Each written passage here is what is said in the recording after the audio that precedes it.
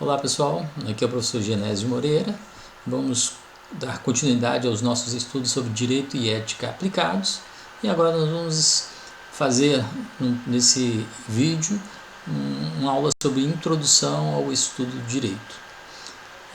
Inicialmente é importante observar, como já disse Aristóteles, que o homem é um ser eminentemente social e por viver em sociedade, a ação de um homem provoca interferências na vida de outros homens, ou seja, dos seus semelhantes.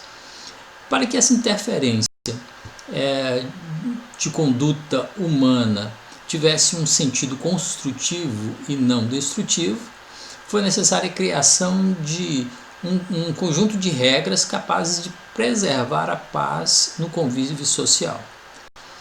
Daí nasceu então a necessidade de se estabelecer um conjunto de regras para esta convivência em sociedade. Como já disse o jurista Miguel Reale, poderia subsistir sem nenhuma ordem uma sociedade, ou seja, uma sociedade não subsiste sem uma ordem. E dentro dessa ótica, nós já estudamos um pouquinho, nós temos a moral e o direito como regras de convívio social. E nessas regras de convívio social existem muitas similaridades entre essas duas vertentes, entre a moral e entre o direito. Quais aspectos são comuns? Os dois apresentam-se como imperativos, ou seja, normas que devem ser seguidas por todos aqueles que fazem parte daquela sociedade, para que então se consiga viver em sociedade, que haja paz, que haja com uma certa paz e equilíbrio no convívio social. Também busca os dois, tanto a moral como o direito, buscam propor por meio de normas uma melhora da convivência entre os indivíduos, ou seja, a melhoria das relações sociais. E também orientam-se pelos valores próprios a uma determinada sociedade. Nós já estudamos que a moral ela parte da cultura que é transmitida ao ser humano pela família, pela sociedade onde ele está inserido. As regras também, a norma do direito, ela nasce também daquilo que a sociedade aceita. E é positivado aquela aceitação de determinada conduta nas regras do direito. Caráter também histórico, né? Isto é, mudam de acordo com as transformações históricos sociais. Tanto a moral e o direito, elas se alteram ao longo da história, porque o ser humano é um ser que dá respostas novas ou respostas diferentes aos mesmos estímulos em determinado momento da história ou do tempo. Mas, embora exista aí pontos de intersecção, pontos comuns, existem também diferenças.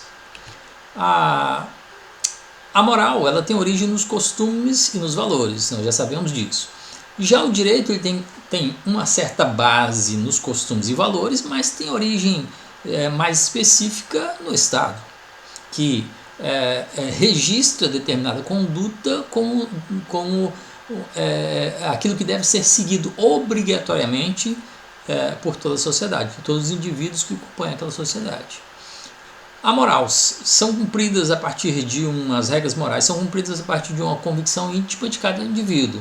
Já as normas jurídicas devem ser cumpridas havendo ou não adesão dos indivíduos a elas. Ou seja, mesmo que determinado indivíduo ele não aceite aquela regra, ele não aceite do ponto de vista intelectual, moral, ou seja, mesmo se ele acreditar que aquilo não condiz com os seus valores morais, obrigatoriamente ele vai ter que seguir.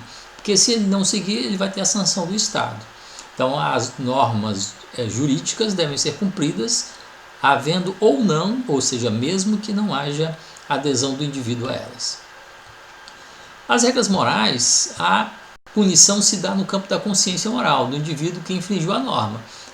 O peso, vamos dizer assim, subjetivo das pessoas, da consciência daquele indivíduo. Mas já as regras do direito, a punição está prevista na legislação. e faz-se valer pela coerção do Estado. O Estado vai coagir o indivíduo a seguir determinada conduta. Se ele não seguir, vai sofrer a punição do Estado. A base das regras morais são os costumes. Já a base das regras do direito, no sentido mais concreto, são as normas escritas. Agora, quantos de nós já ouvimos a seguinte frase: é um direito meu? É um direito meu. Embora essa expressão seja usada frequentemente como uma exclamação, ela pode ser também uma reivindicação. Mas o que realmente significa? Então, vamos estudar um pouquinho sobre o termo direito e visualizar as possíveis respostas ao significado dessa expressão. É um direito meu. Predomina, no primeiro lugar, o termo direito, né? Que ele pode ser, que invoca inicialmente uma lei ou uma regra, mas ela não é só isso. Esse pensamento abarca muitas outras coisas, ou seja, essa expressão abarca muitas outras coisas. Quando nós dissemos assim, é um direito meu, pode ser estar falando sobre direito positivo, que é aquilo que está escrito. Quando nós dissemos que o direito ele é positivo, ele está positivado, ele está descrito. Escrito pode ser num código, pode ser numa lei específica, mas o direito está escrito. Pode também, quando eu digo é um direito meu, pode ser que eu esteja falando sobre aquilo que eu entendo como moralmente correto. Então eu posso estar aqui buscando o direito moral. Agora, quando surge a suspeita de que alguém vai dizer esse é um direito meu, é sinal de que aquele direito aquilo que ele acha ou que pensa como seu direito já está sendo recusado, e nós exclamamos normalmente é um direito meu. Então, dependendo da ocasião, nós utilizamos isso buscando a linha moral e em outras oportunidades buscando a linha do direito positivo. Pode também saber que quando utilizamos essa expressão, a primeira ideia é de que ela está de acordo às normas, ou seja, não está não apenas no sentido de me autorizar a fazer alguma coisa, mas também no sentido de que aquilo não é proibido. Então, algumas considerações sobre o direito, sobre a expressão é um direito meu. De um lado, pode-se estar exclamando aquilo que tenho como direito e que considero devido a mim, o que me cabe por justiça, e de outro lado também aquilo que não é proibido. Exemplo, o direito também pode exprimir uma obrigação de dever. Olha só, se eu tenho 18 anos e como cidadão eu tenho direito de votar, eu estou colocando aí para mim uma expressão de um direito meu, mas como uma obrigação. Se eu tenho 18 anos, eu tenho que obrigatoriamente votar. Agora, eu posso dizer também o seguinte, com 18 anos e carteira de habilitação, tenho direito de dirigir. Aí eu posso exercer esse direito ou não, já não é uma obrigação, aquilo que eu tenho que cumprir. Eu posso ter 18 anos, posso ter carteira de habilitação, mas pode ser que eu não queira dirigir. Então a expressão pode designar aquilo que tenho direito, aquilo que não é proibido, aquilo que é uma obrigação que eu faça e também aquilo que eu posso exercer ou não. Então a expressão é um direito meu, é uma expressão bastante interessante para que nós possamos identificar várias questões envolvidas quando eu vou reivindicar algum direito. Agora, esse termo direito que nós vimos aqui na frase anterior, existem várias acepções, ou seja, usos dessa palavra. A palavra direito, ela deriva de duas palavras em latim. Primeiro, do latim popular, que é a palavra dis e também rectum, que aí juntando as duas fica directum, que dis é muito ou intenso e rectum é reto ou justo. Aí uma tradução seria: direito quer dizer algo que é muito reto ou que é muito justo. E a palavra direito do latim clássico, isso era no latim popular. Já no latim clássico, é a palavra ius ou jus, daí suas derivações: justiça, júri, jurista, jurisprudência. Existem vários empregos, então, da palavra direito. Direito como ciência, ou seja, o estudo científico de determinada área, dado pela epistemologia. Direito como justiça, como aplicação da justiça. Direito como o conjunto de normas que existem no Brasil, que é o que nós chamamos de nosso ordenamento jurídico. E aí nós temos alguns outros termos: jurisconsulto, que é aquele jurista ou estudioso do direito que vai emitir determinado parecer; o jurista, que é apenas um estudioso do direito; e a jurisprudência, que são as decisões reiteradas dos tribunais, que formam para nós um certo caminho para as outras decisões que vão ser tomadas no âmbito do Poder Judiciário.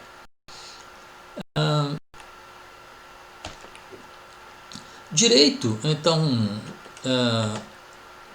é o conjunto de princípios, de regras e de instituições destinados a regular a vida humana em sociedade. Por que este conceito assim? Primeiro, direito, um conjunto. Conjunto, pois, é composto de várias partes organizadas e que formam um sistema, como, por exemplo, o Poder Judiciário, a OAB, o Ministério Público e todos aqueles que nós chamamos operadores do direito, e as instituições que ali se organizam para debater e exercer o direito. Então, conjunto de princípios. Como toda ciência, existem verdades que são estudadas e são postas pela ciência. Aí nós temos alguns princípios do direito: o princípio da boa-fé, da proporcionalidade, da razoabilidade.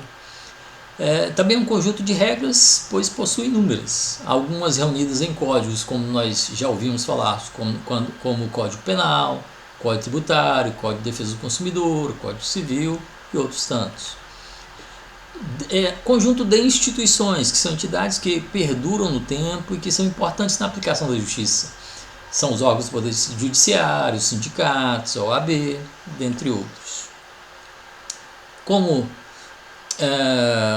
asseverou Miguel Reale, nenhuma sociedade poderia subsistir sem um mínimo de ordem. Então, aqui nós temos um antigo provérbio romano que diz assim: iubi societas ibi ius, ou seja, onde há sociedade, existe o direito.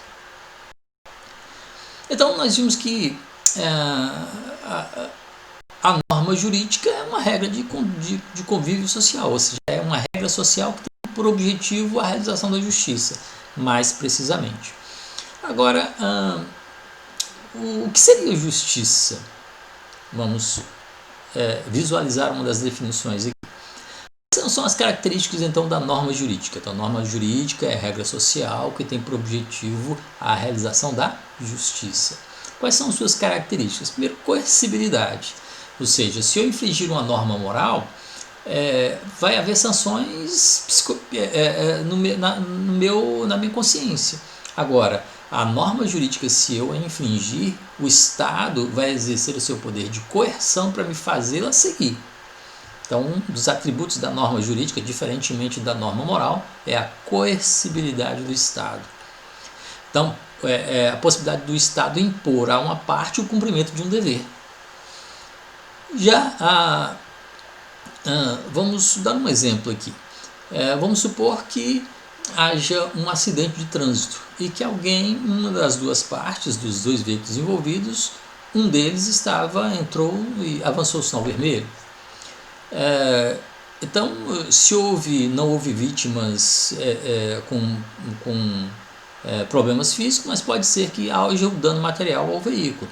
E aquela parte que sofreu o dano e que, em contraposição à parte que avançou o sinal, que estava correta no trânsito, ela pode buscar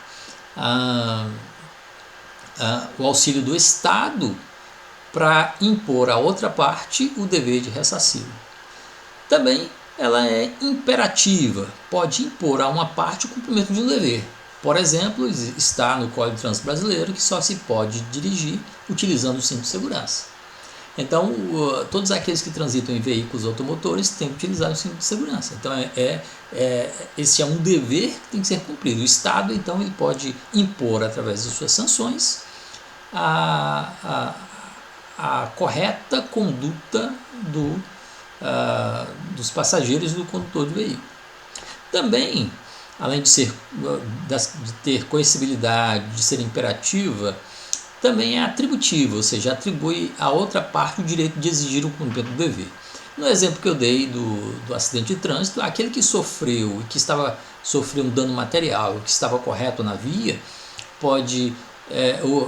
a norma atribui a esta parte o dever de ir ao Estado e exigir o cumprimento do dever da outra parte, através das sanções do Estado. Aí há todo o processo judicial. E aí, se a outra parte não cumprir com o seu dever espontaneamente, ele pode ser expropriado dos seus bens, ou seja, ser buscados os recursos de forma coercitiva, para atender a parte que estava correta, para suprir os danos causados. Então, a última característica da norma jurídica é a virtude de dar a cada um o que é seu, solucionando de modo equilibrado o conflito. Isso seria uma definição também de justiça, promoção de justiça.